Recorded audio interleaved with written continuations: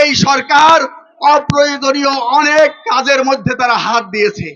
সেই অপ্রয়োজনীয় কাজ সেগুলো বাদ দিয়ে, সেখানে মনোযোগ না দিয়ে অবিলম্বে আগামী এই বছরের মধ্যেই একটা সুষ্ঠু, অবাধ, অংশগ্রহণমূলক, গ্রহণযোগ্য নির্বাচন অনুষ্ঠানের দিন তারিখ ঘোষণা করেন।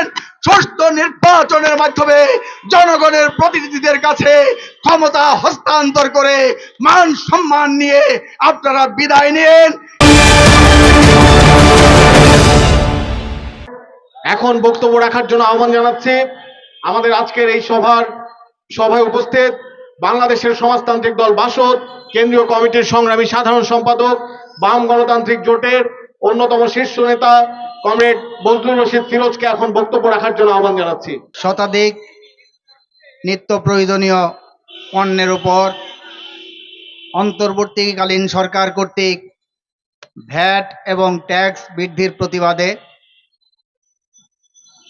টিসিবির যে 5টি পণ্য ট্রাকের মাধ্যমে রাজধানী সহ জেলা শহরগুলোতে সরবরাহ করা হতো, সেই ট্রাকের পণ্য বিক্রি বন্ধ করে দেওয়ার প্রতিবাদে এবং পারিবারিক যে কার্ড ছিল 1 কোটি মানুষকে বিগত ফ্যাসিস্ট সরকারের আমলে দিয়েছিল, তার মধ্যে 43 লক্ষ কার্ড এই অন্তর্বর্তীকালীন সরকার বাতিল করেছে। অজুহাত কি দেখিয়েছে? বলা হয়েছে যে এগুলো অনিয়মের মাধ্যমে, দুর্নীতির মাধ্যমে এই কার্ডগুলো সরবরাহ করা হয়েছে। আমরা স্পষ্ট করে বলেছি যে 43 লক্ষ কার্ড অনিয়ম হয়েছে, এটা দেশবাসীর কাছে বিশ্বাসযোগ্য নয়। এগুলো যথাযথভাবে যাচাই বাছাই করে, পরীক্ষা নিরীক্ষা করে কোথায় কোথায় কি কি অনিয়ম হয়েছে তা দেশবাসীকে জানতে দিতে হবে। এবং যেই কার্ডগুলো বাতিল করা হয়েছে, বুঝলাম অনিয়ম করে সেই কার্ড বিতরণ করা হয়েছিল, কিন্তু সেই কার্ডগুলো তো অন্যান্য যে দরিদ্র মানুষ আছে, জনগোষ্ঠী আছে, তাদের মধ্যে বিতরণ করে সেই কার্ডধারীদেরকে এই পণ্য বিতরণ করা কার্যক্রম সেটা চালু রাখা যেত। সেটা না করে সরকার সেটা বাতিল করে দিয়েছে। আমরা তার প্রতিবাদে আজকের এখানে তাৎক্ষণিকভাবে বিক্ষোভ সমাবেশে মিলিত হয়েছি। আজকের এই সমাবেশের সভাপতি, নেতৃবৃন্দ, সমবেত কমরেডগণ, বন্ধুগণ, আপনারা দেখেছেন যে বিগত ফ্যাসিস্ট শেখ হাসিনার শাসনামলে প্রায় 55% মানুষ তারা তাদের পুষ্টিকর খাবার সেগুলো খেতে পারত না। জিনিসপত্রের দাম বেড়ে গিয়েছিল। মানুষ তাদের সঞ্চয়ের টাকা ভেঙে এবং মানুষের কাছ থেকে ঋণ করে, এনজিওর কাছ থেকে ঋণ করে তারা তাদের জীবন জীবিকা চালাতো। যে কারণে মানুষের ক্ষোভ ছিল স্বৈরাচারী ফ্যাসিস্ট শেখ হাসিনা সরকারের প্রতি। তার বিরুদ্ধে মানুষ আন্দোলন করেছে এবং বিক্ষুব্ধ মানুষের ক্ষোভের বহিঃপ্রকাশ হিসাবে 5ই আগস্টের যে গণ অভ্যুত্থান সেটা সংগঠিত হয়েছে।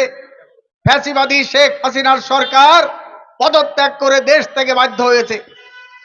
অন্তর্বর্তীকালীন সরকার ক্ষমতায় এসেছে।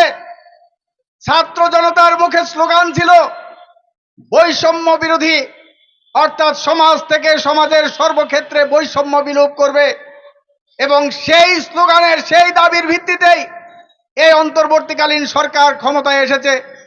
তারা ক্ষমতায় এসে সেখানে বৈষম্য বিলোপের নামে নানাবিধ যে কাজ, সত্যিকার জনগণের স্বার্থে, জনগণের কল্যাণে দেশে যে তাদের মনোযোগ দেওয়া দরকার রাষ্ট্র শাসন কাঠামো, শাসন পরিচালনার ক্ষেত্রে, সেই দিকে তাদের মনোযোগ নাই। মনোযোগ হলো সংস্কারের দিকে। আমরা স্পষ্ট করে বলতে চাই, জনগণের ক্ষুধার সংস্কার যদি না করতে পারেন, অন্য কোন সংস্কার দেশবাসী গ্রহণ করবে না। ওই সংস্কার আস্থা করে নিক্ষিপ্ত হবে। কাজেই সময় থাকতে জনগণের পেটের ক্ষুধার সংস্কার করুন। আর যেই লুটেরাদের, ধনিক শ্রেণীর স্বার্থে যে ভ্যাট এবং ট্যাক্স আরোপ করেছেন নিত্য পণ্যের উপর, কি পণ্যের উপর ট্যাক্স করেছে? আপনার বাচ্চারা স্কুলে যাবে, তাদের পানির বোতল, তাদের টিফিন, সেগুলোর উপরে ট্যাক্স বসিয়েছেন। বিস্কুটের উপর ট্যাক্স বসিয়েছেন। হোটেল রেস্টুরেন্টে খাবেন, সেই খাবারের উপরে 5%-এর জায়গায় 15% ট্যাক্স আপনি বসিয়েছেন। এইভাবে প্রত্যেকটা নিত্য প্রয়োজনীয় দ্রব্য সেগুলোর উপর ট্যাক্স বসিয়েছেন। মোবাইল ফোনে কথা বলবেন, সেখানে শুধুমাত্র ভ্যাট ট্যাক্স নাই, তার উপরে সম্পূরক শুল্ক আছে। সব মিলিয়ে 100 টাকা মোবাইলে রিচার্জ করার পরে 56 টাকা চলে যাবে সরকারের বিভিন্ন ট্যাক্স, ভ্যাট, কর, সম্পূরক শুল্ক বাবদ। আপনি মাত্র 44 টাকার কথা বলতে পারবেন, আপনি জানতেও পারবেন না। বুঝবেন 100 টাকা ঢুকালাম মোবাইলে, এত তাড়াতাড়ি কেন টাকা শেষ হয়ে গেল আপনি বুঝতে পারবেন না। এইভাবে জনগণের পকেট কেটে 12,000 কোটি টাকা এই সরকার নেবে। অর্থনীতিবিদরা বলেছেন, বিশেষজ্ঞরা বলছেন যে আজকে প্রত্যক্ষ কর, শিল্প, কলকারখানা, ব্যবসায়ী, শিল্পপতি, ব্যক্তিঘাত, সেগুলোর যে ট্যাক্স, সেগুলো আপনি বৃদ্ধি করেন। সেই ট্যাক্স না বাড়িয়ে গরিব মানুষ লবণ কিনবে, চিনি কিনবে, দুধ কিনবে, হোটেল রেস্টুরেন্টে খাবে, মোবাইলে কথা বলবে, বাসের ভাড়া, সিনেমা হলের টিকিট, এই সমস্ত জায়গায় আপনারা ট্যাক্স বসাবেন, ভ্যাট বসাবেন, জনগণের পকেট থেকে আপনার রাজস্ব বৃদ্ধি করবেন। এইটা গ্রহণযোগ্য নয়। সংগ্রামী বন্ধুগণ, আমরা অতীতের সরকারগুলো দেখেছি, সেই সরকারগুলো জনবান্ধব সরকার ছিল না। সেগুলো লুটেরা ধনিক শ্রেণীর স্বার্থ রক্ষা করেছে, ওই লুটপাটের স্বার্থকে তারা রক্ষা করেছে, গরিব মানুষের স্বার্থ তারা দেখে নাই। আর অভ্যুত্থানের মধ্য দিয়ে অন্তর্বর্তীকালীন সরকারও সেখানে ওই লুটপাটকারী ধনিক শ্রেণীর যে স্বার্থ, পুঁজিপতি, শিল্পপতি, ব্যবসায়ীদের স্বার্থ, সেই স্বার্থই রক্ষা করে চলছে। এখানে শুধুমাত্র নিত্য পণ্যের ভ্যাট ট্যাক্স বাড়ায় নাই, কয়েকদিন আগে আপনারা লক্ষ্য করেছেন যে শিল্প কল কারখানায় যে গ্যাস, সেই গ্যাসের মূল্য 30 টাকা থেকে 1,75 টাকা পর্যন্ত বৃদ্ধি করেছে। অর্থাৎ 30 টাকার ইউনিটের গ্যাস 75 টাকায় কিনতে হবে। আর শিল্পপতিরা, পুঁজিপতিরা, ব্যবসায়ীরা 30 টাকার গ্যাস 75 টাকায় কিনে তাদের যে উৎপাদন খরচ বাড়বে, সেই উৎপাদন খরচ বাড়লে পণ্যের দাম বাড়বে। তারা কি লোকসান দিয়ে বাজারে পণ্য বিক্রি করবে? অর্থাৎ সেই গ্যাসের মূল্য বৃদ্ধির টাকাও জনগণের পকেট থেকেই সেখানে কাটা হবে, জনগণের কাছ থেকেই সেই টাকা আদায় করা হবে। এইভাবে বিদ্যুতের দাম বাড়িয়ে, গ্যাসের দাম বাড়িয়ে, পানির দাম বাড়িয়ে, ভ্যাট ট্যাক্স বাড়িয়ে জনগণের পকেট কেটে তারা সামরিক, বেসামরিক, আমলা পোষার যে নীতি অতীতের সরকারগুলো করেছে, এই অন্তর্বর্তীকালীন সরকারও সেই একই পথে হাঁটছে। অর্থাৎ শিল্পপতিদের, পুঁজিপতিদের, ব্যবসায়ীদের, লুটপাটকারী ধনিক শ্রেণীর স্বার্থকে রক্ষা করে চলছে। আমরা বাংলাদেশের সমাজতান্ত্রিক দল বাসদের পক্ষ থেকে সে কারণে বলেছিলাম যে আগে জিনিসপত্রের দাম কমে না কেন? গত বছর, তার আগের বছর নভেম্বর মাসে র্যাব বাহিনী তারা একটা প্রতিবেদন দাখিল করেছিল যে উত্তরবঙ্গ থেকে 1 ট্রাক সবজি ঢাকায় আসতে 17 জায়গায় তাদেরকে চাঁদাবাজদের খপ্পরে পড়তে হয়, চাঁদা দিতে হয়, যেই কারণে জিনিসপত্রের দাম বাজারে বেড়ে যায়। অন্তর্বর্তীকালীন সরকারের আমলে তো চাঁদাবাজ থাকার কথা ছিল না, 17 জায়গায় চাঁদাবাজি বন্ধ হওয়ার কথা ছিল। তাহলে কেন বাজারে জিনিসপত্রের দামে আগুন? এই আমনের ভরা মৌসুম, সেই মৌসুমেও সেখানে চালের দাম, চিকন চাল কেজি প্রতি 10 থেকে 12 টাকা বৃদ্ধি পেয়েছে, মোটা চাল 5 থেকে 7 টাকা কেজিতে বৃদ্ধি পেয়েছে। এই মূল্য বৃদ্ধির কারণ কি আপনারা জানেন? সরকারের কোষাগারে, সরকারের গোডাউনে যদি পর্যাপ্ত পরিমাণ খাদ্য মজুদ থাকে, তখন ব্যবসায়ী, সিন্ডিকেট ব্যবসায়ীরা যদি কারসাজি করে বাজারে জিনিসপত্রের দাম বাড়িয়ে দেয়, তাহলে সরকারি গোডাউন থেকে বাজারে সেই দ্রব্য, সেই জিনিস যদি ছেড়ে দেয়, বাজারের দামের মধ্যে ভারসাম্য থাকে, বাজার সরকার নিয়ন্ত্রণ করতে পারে। কিন্তু আপনারা জানেন এই আমন মৌসুমে সরকার আমন ধানের দাম সেটা নির্ধারণ করেছে মন প্রতি 1350 টাকা, কিন্তু বাজারে 1450, 1500 টাকা ধরে সেখানে ধান বিক্রি হচ্ছে। অর্থাৎ বাজার যে দর রয়েছে সেই দরের থেকেও কম দর সরকার নির্ধারণ করেছে। আর সেখানে মাত্র 9 লাখ টন চাল এবং ধান মিলিয়ে তারা 9 লাখ টন খাদ্যশস্য তারা ক্রয় করবে এই আমন মৌসুমে। সেখানে ধান ক্রয় করবে 2.5 লাখ টন, আর বাকি 6.5 লাখ টন কিনবে চাল। অর্থাৎ চাল কৃষক উৎপাদন করে না, কৃষক ধান উৎপাদন করে। চাল কল মালিকগুলো তারা সিন্ডিকেট করে বাজারে চালের দাম বাড়ায়, আর সেই চাল কল মালিকদের কাছে থেকে চাল সংগ্রহ করবে সরকার। সে কারণে আমরা বলেছি পর্যাপ্ত পরিমাণে গোডাউন নির্মাণ করা, সাইলো নির্মাণ করা এবং কমপক্ষে 50 লক্ষ মেট্রিক টন ধান খুদ উৎপাদক কৃষকদের কাছ থেকে কিনে সরকারের যে খাদ্য ভান্ডার সেই খাদ্য ভান্ডারে মজুত করতে হবে, যাতে করে কোন সিন্ডিকেট, কোন বাজার সিন্ডিকেট, কোন ব্যবসায়ীরা, মজুতদার, কালোবাজারিরা বাজারের উপরে নিয়ন্ত্রণ প্রতিষ্ঠা করে জন দুর্ভোগ বাড়াতে না পারে। কিন্তু সরকার, বিগত সরকার সেই কথা শুনে নাই, বর্তমান অন্তর্বর্তীকালীন সরকারও সে কথা শুনে নাই। আপনারা শুনলেন যে সরকারের একজন প্রেস সচিব সেখানে নিয়োগ করেছে, তিনি বলেছেন যে এই ভ্যাট ট্যাক্স আরোপ করা হয়েছে, এতে জনসাধারণের উপর, বাজারের উপর তেমন প্রভাব পড়বে না।